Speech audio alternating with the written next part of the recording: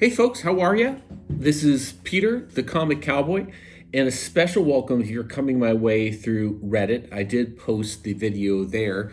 So if you're a first-time viewer of the channel and you're coming through Reddit, post a comment below. Great to have you here. If you like the content, give it a subscribe. This is not, as you'll soon discover, a hype-driven channel. We don't talk about speculative books, what's gone up over the last 20, 30 days, or GPA, things like that. We just sometimes drink really good scotch, and we look at comics, and we talk about things that are going on in the industry, mostly Silver Age and Golden Age keys. Let's first start off with the scotch. I do have some Lagavulin. This is an excellent scotch. It's smoky, peaty. It's got a really rich character to it. I drink it neat. It's got a really excellent tobacco type of flavor to it.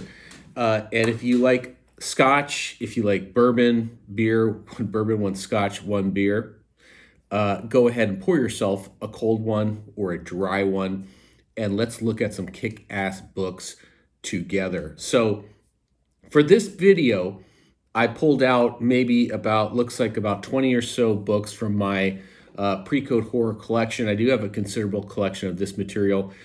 Today, we are going to look at the books that are graded slab CGC books for the most part. I do have a considerable collection of these books raw as well. I do collect both, depending on the book and the title and the cover, and when and how I can get access to the book. It will vary what platform I get it off. Maybe I get it off the CGC boards or eBay, Comic Link, Heritage, etc. There's a lot of places where I fish for these books, and I've been collecting since 2013. So let's get right into the books, and let's shove this to the side. This is also on my desk.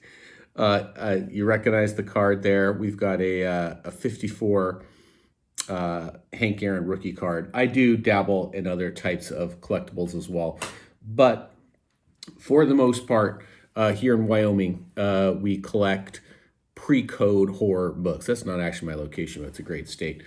Let's get into the material. Let me have a sip of the scotch. I hope you have poured yourself, again, a cold one or a dry one, depending on what your poison is. I love to sit here and look at the books and talk about really cool stuff with you, the audience, and have a drink while I do that, because why not?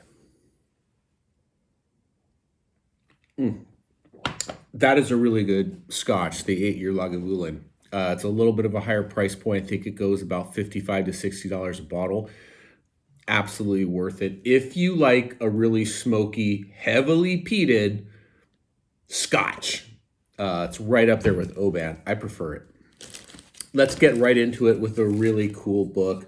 I'm bringing in the firepower for this stuff. We've got a Beware 16 number 4 from 1953. I do try to get these books, if I can, in mid-grade, meaning 4.5, 5.60 condition or higher, if I can.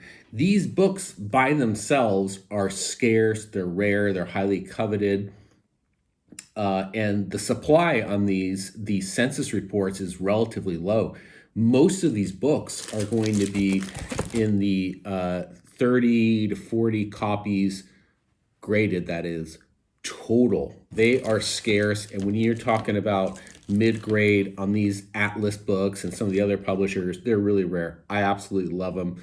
And we're just going to fire through the collection and show you guys some really cool material that I've got and I've collected over the years, and I'd love to share with you. I do think, of course, that there's investment potential to these particular books. That's not why necessarily I picked them up. I happen to love these. I think these are the cornerstone of my collection, although I have a lot of superhero books, other types of keys. I've got some war material, sci-fi material, you name it, a lot of different material in this collection. But, you know, when the chips are down, if they ever are, and ever decide to sell off part of the collection, this stuff will remain here. It's just too cool. I don't see a point to selling it. And when it does come available on market, I'm going to go after it. Jim, Journey into Mystery 11, what a cool line. It wasn't until 1963 or thereabouts, I think, that we got to Jim 83, the introduction of Thor, Jim 85, Loki, Odin, etc., on and on. But from the very beginning, the early 1950s, Journey into Mystery was one of the key cornerstone lines in the Atlas comic library pre-code horror.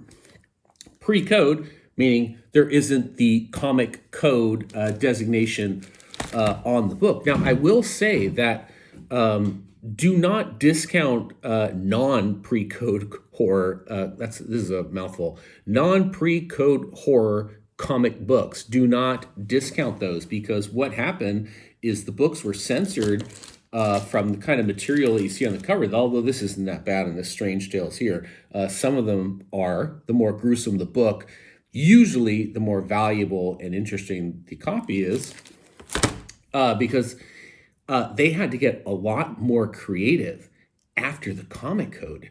But it was still the same writers. You still had Don Heck and all these seminal artists, Jack Kirby in some cases, delivering the artwork and the stories, but they couldn't have the brutal depictions on the cover.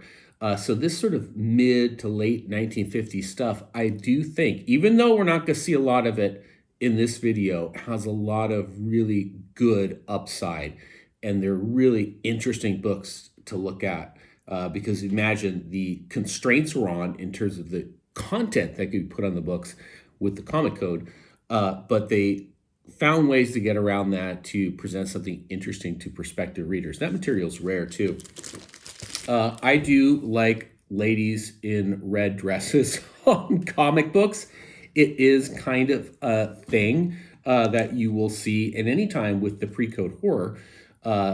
When there's a depiction of a woman in distress, etc., usually does drive up the book significantly more than otherwise found. They're just more desirable. They're so cool. I got this in 5.0 Atlas Comics. And again, look how the book presents before you get too obsessed with what the grade is. You know, the colors are really fantastic. We've got off-white pages. And it's just a really cool book. I love Strange Tales.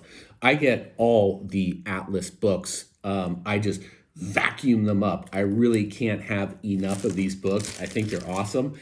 I'm not trying to collect a full run, although that's not a bad idea. To do a full run of these, it would take a lot of time, and some of these are just hard to come by. Another copy, really nice 5.0 Strange Tales 21. 1953, seminal year, early to mid 1950s.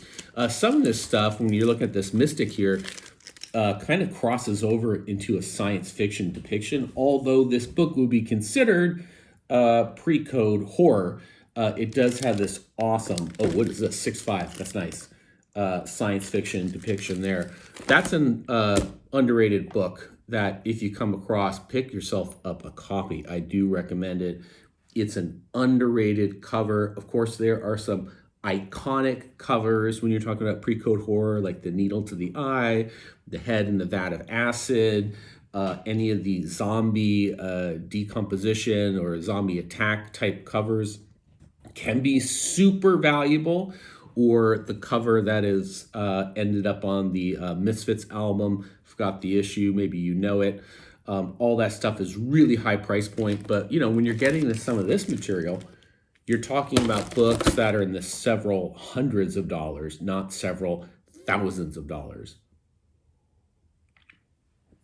Here's to that. What are you drinking? If you're having a drink right now, be it bourbon or beer, maybe some scotch, wine, I don't know, drop a comment below and give me a recommendation. Here we go. This is cool. This is a Don Heck cover, Horrific 8, 1953 in 6.0 condition. That is an awesome book. These horrific books, of which they usually have a similar composition on the cover, meaning a portrait of a figure prominently displayed in the middle. I think there's one with a gunshot in the middle of the forehead that's worth quite a bit. I do not have that. I wish I did. Here's another Don Heck cover on Weird Terror 5. White pages, absolutely love this. I mean, 1953, you know, we're talking about a book here that is basically almost 75 years old. And look how contemporary and cool the cover looks. That is just awesome. And to get it in 6.0 white pages is why some of this material, to be honest with you, I do buy slabbed, because it's going to be a higher price point. I want to make sure I pay a fair price to acquire the book. And if you're talking, you know, this maybe today, I'm not sure what it would be worth, probably well over $1,000. You want to make sure that there is not any kind of restoration to the book, whether professional, minor, or otherwise, any trimming, anything like that. 6.0, really cool. And I just collect this stuff. I hoard it, I suppose. It's great stuff to have. I do like to read these titles. So again, in another video, friends, I will show you some of the raw books. And again, this is not necessarily, at least this video, an investment-driven type of video. Frankly, we just look at cool books together. And why not? I don't think on YouTube there is enough of this type of content. It's sort of like X-Men 1, it's at this price point. Fantastic Four 1, this price point. Look at the highs and lows. That's great. I do look at that content. There's just not a lot of people that just sit down, have a drink, which they ought to, and look at the book. So I hope you comment and tell me what you think about what you're seeing here. And again, thank you if you come over from Reddit. Give a subscribe. If you just want to hang out and look at books, that's what this whole channel really is. You know, some of the prior videos, I talk more about like kind of themes and what to collect and stuff like that. So you can reference that.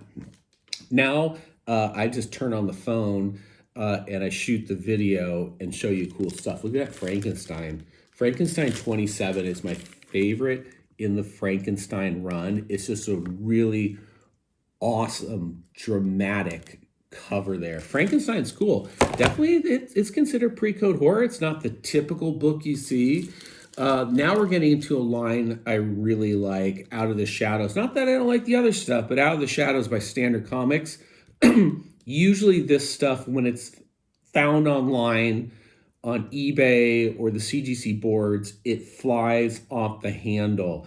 It's niche, but people that know it love it. Here's Out of the Shadows 6, Standard Comics 52. I don't think the writing was particularly good, but look how awesome the cover is with this kind of vulture-like creature here. If that was a lady there, this book would be probably worth 3x what it is today. But nothing screams more 1950s horror than this title. And you have to remember 1950s, what was going on at the cinema at this time. This was really, in a lot of ways, you know, of course, out of the 1940s Universal monster movies, Bride of Frankenstein, I Was a Teenage Werewolf, are certainly Dracula, late 30s, were seminal horror films of all time. But in my opinion, when you get to the 1950s, that is what I believe is the golden age of horror. And some of those movie posters that sell on the internet are worth quite a bit of money.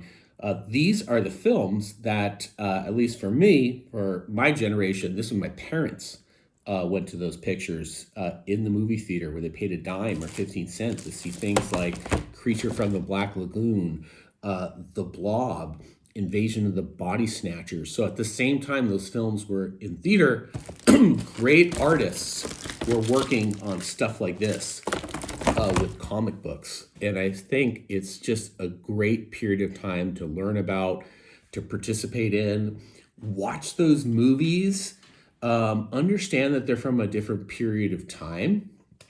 But they're absolutely wonderful. You know, Buster Crabbe in Creature from the Black Lagoon. Some of these things are just phenomenal. I think that was the actor.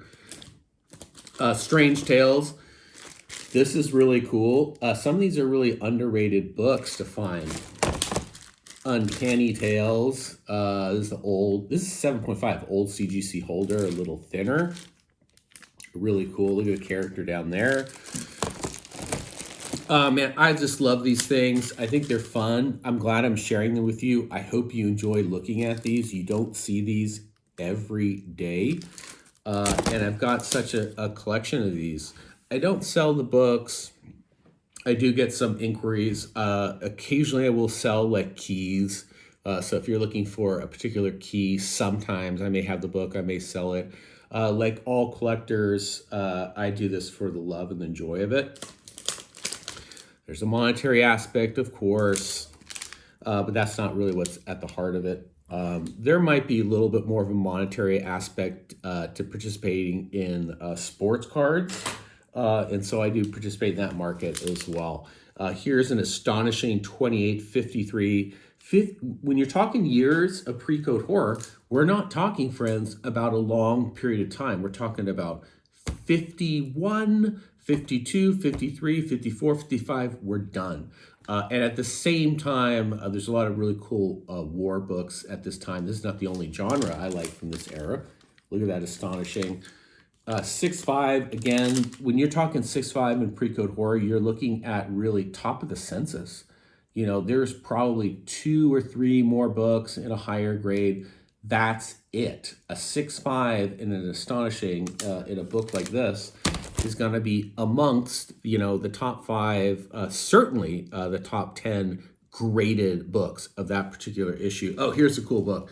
I was talking about Horrific here. Here's the Horrific 653. I forgot I had this book. It's awesome. Look at that. Look at that cover. Like, what the hell is going on? That's awesome. It's Don Heck. What an absolute master. What a Rembrandt of horror. And it's just hella cool. Let's just for giggles, let's see what I paid for this and when I picked it up. Got it off Comic Link. I kept the invoice in here. It's a Horrific 6 4.0. I purchased in 2019 for $435. I don't know what it's worth today, but I can tell you if I listed this as a buy it now on eBay for $435, I would click post and like 10 seconds later it'd be gone.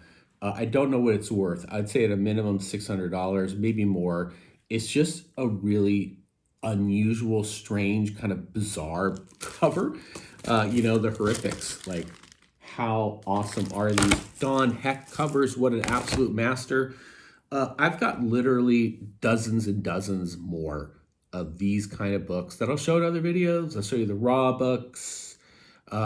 Anyway, please subscribe if you enjoy the content. Do leave a comment below, comment, I should say. And you know what? Try a little scotch. And if you've got a scotch that you really like, leave a recommendation below, or a bourbon. I love bourbon. Kentucky bourbon is fantastic. And if any of my listeners enjoy a drink and you've got something to recommend, heck, I'd love to hear about it. Comic Cowboy, peace later.